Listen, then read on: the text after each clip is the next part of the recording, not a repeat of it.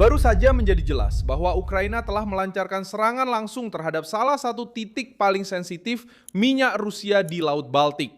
Pada 23 Maret dini hari, targetnya adalah Primorsk, terminal Transneft di wilayah Leningrad. Serangan itu memicu kebakaran di tangki bahan bakar dan menghentikan operasi di salah satu koridor ekspor utama Rusia. Gubernur Alexander Drozdenko mengakui bahwa beberapa tangki bahan bakar terbakar dan sumber yang diwawancarai oleh Reuters melaporkan penghentian pengiriman di Primorsk dan pada saat itu juga di Ust-Luga. Ini bukan serangan terisolasi. Ukraina melakukan serangan sebagai bagian dari kampanye serangan jarak jauh ke sektor energi Rusia.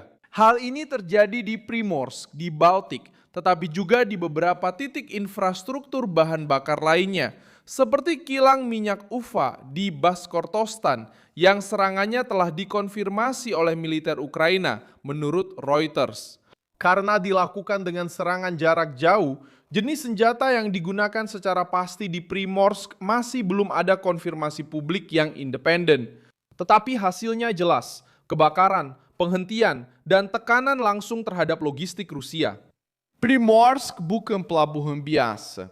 Menurut Reuters, pelabuhan ini dapat mengekspor lebih dari 1 juta barel per hari dan merupakan jalur utama ekspor minyak Urals dan diesel Rusia. Ust-Luga, pusat lainnya yang terkena dampak di wilayah ini, menangani 32,9 juta ton produk minyak olahan tahun lalu.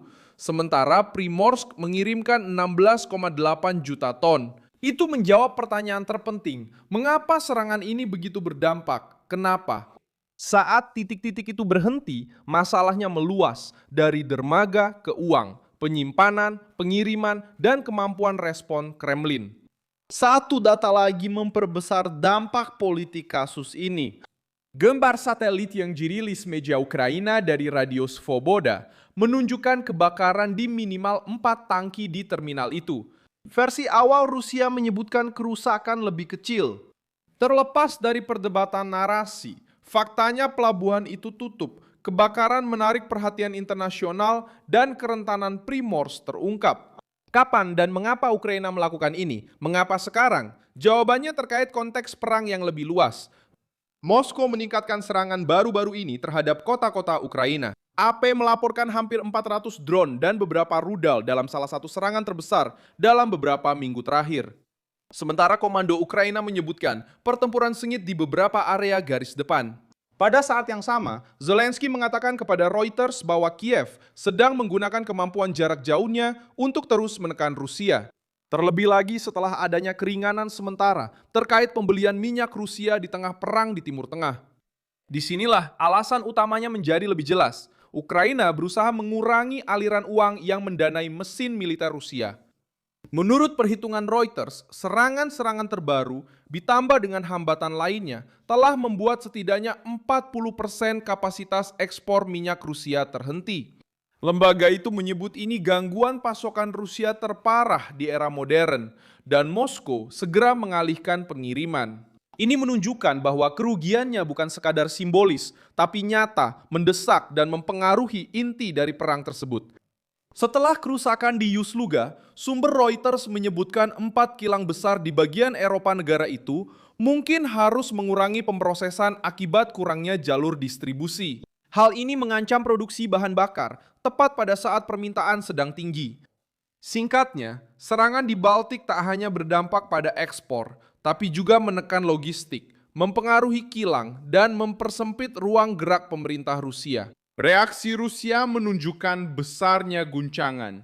Kamis, Primorsky kembali mengirim minyak dan bahan bakar, namun jumlahnya turun akibat kerusakan. Ust-Luga masih di bawah tekanan besar, dan Transneft mencoba mengatur ulang rute. Ini penting demi ketepatan.